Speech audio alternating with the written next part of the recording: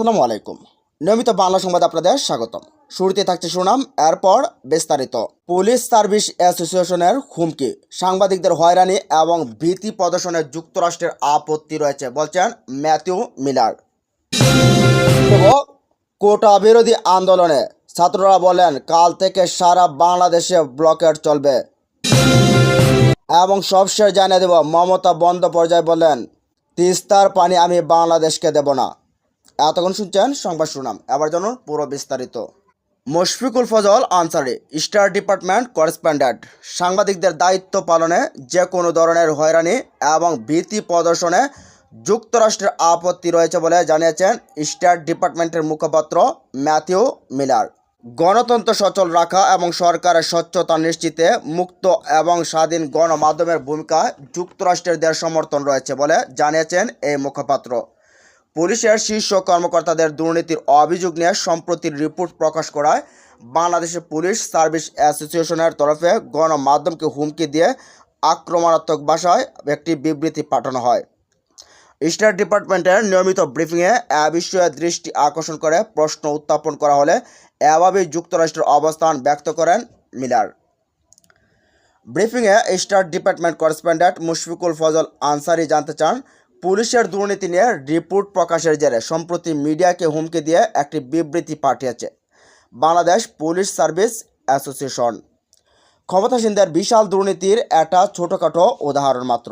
যদিও সরকার নিয়ন্ত্রিত বাংলাদেশে অনেক গণমাধ্যমে এসব দুর্নীতির রিপোর্ট প্রকাশ করা থেকে বিরত থাকে। একটি প্রধান সারির ইংরেজি পত্রিকার সম্পাদক জনসম্মুখে বলছেন যে তারা দুর্নীতির অনেক রিপোর্ট যেন প্রকাশ করতে পারেন না। প্রেস ফ্রিডম ইন্ডেক্স বিশ্বের 180 দেশের মধ্যে বাংলাদেশের অবস্থান 165তম।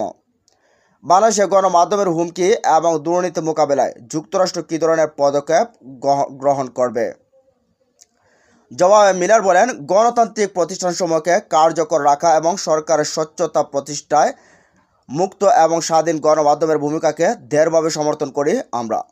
সাংবাদিকদের তাদের গুরুত্বপূর্ণ কাজ থেকে বিরত রাখতে যে কোনো ধরনের হয়রানি এবং ভীতি প্রদর্শন বিষয়ে আমাদের আপত্তি রয়েছে।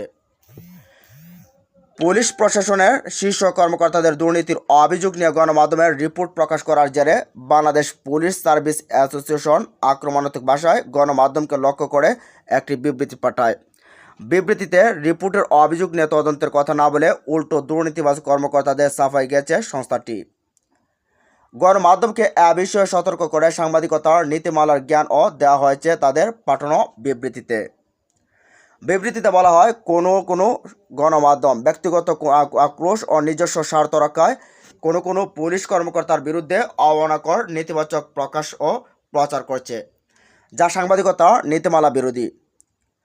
এমত অবস্থায় কী কারণে, কার উদ্দেশ্যে হাসিল এবং কার নির্দেশে বাস্তবায়নের জন্য কতিপয় গণমাধ্যম বাংলাদেশ পুলিশের বিরুদ্ধে এ ধরনের কুৎসা রটনায় লিপ্ত, সেই প্রশ্ন উত্থাপন অযৌক্তিক নয়।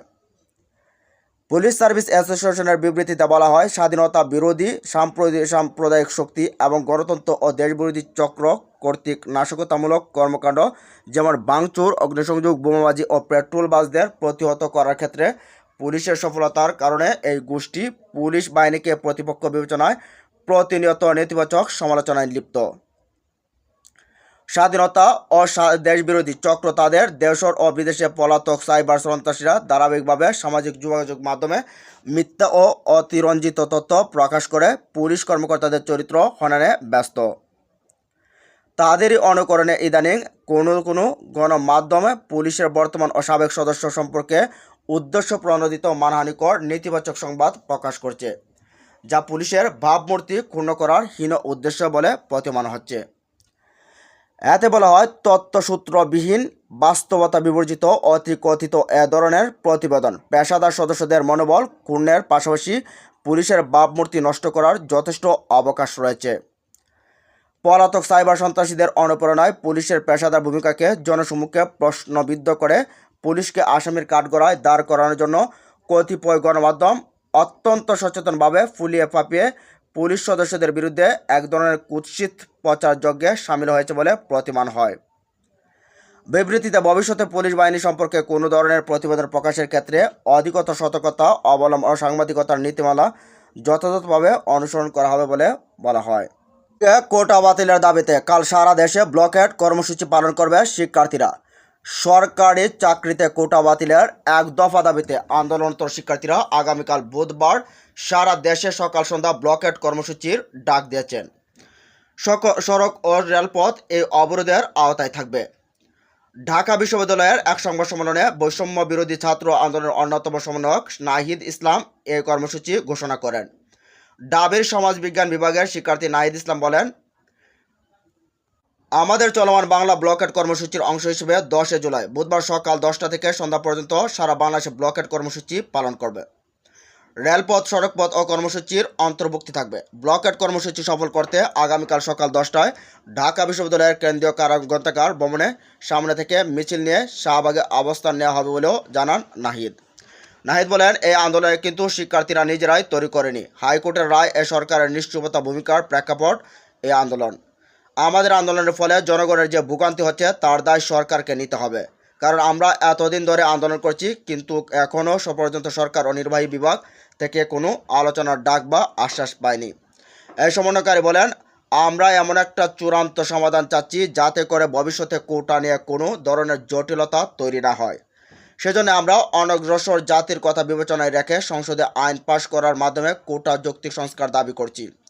এ সময় অন্যতম সমন্বয়ক হাসনাত আবদুল্লাহ বলেন, আমরা যে আন্দোলন চালিয়ে যাচ্ছি এটা কোটা বাতিলের নয়, বরং বাস্তবতার সাথে সমন্বয় করে যৌক্তিক সংস্কার।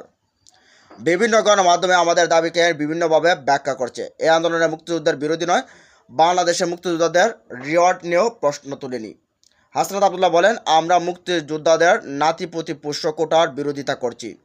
আমাদের আন্দোলন গণ আন্দোলনে পরিণত হয়েছে। কৃষক, শ্রমিক, প্রবাসী, রেমিটেন্স যোদ্ধারা সবাই সমর্থন জানিয়েছেন। আমরা নীতি নির্ধারক, বিশেষজ্ঞ, আইনজীবী, গণমাধ্যম সবার সাথে সমন্বয় করে সিদ্ধান্ত গ্রহণ করেছি।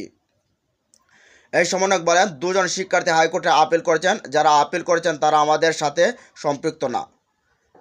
আমাদের মূল দাবিটা মূলত নির্বাহী বিভাগের কাছে। আমরা শিক্ষার্থীদের সাথেও সমন্বয় করেছি। আমাদের মাঠ পর্যায়ে জরিপ ও সর্বসম্মতিক্রমে 5% কোটা রাখার সিদ্ধান্ত গ্রহণ করেছি।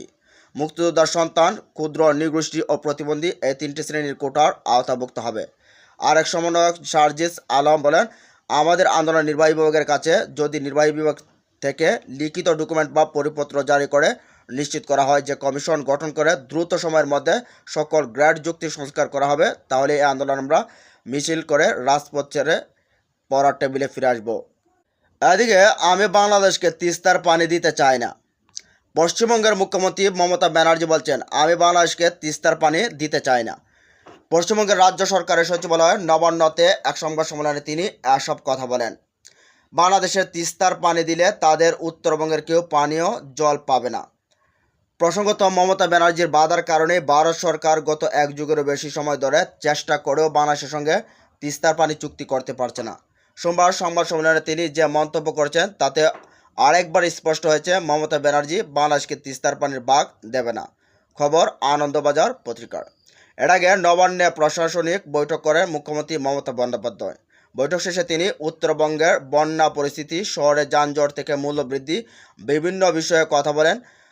ডিবিসির জল ছাড়া নিয়ে দেশটির কেন্দ্রীয় সরকার তথা বিজেপি সরকারকে তোপে দেখেছেন।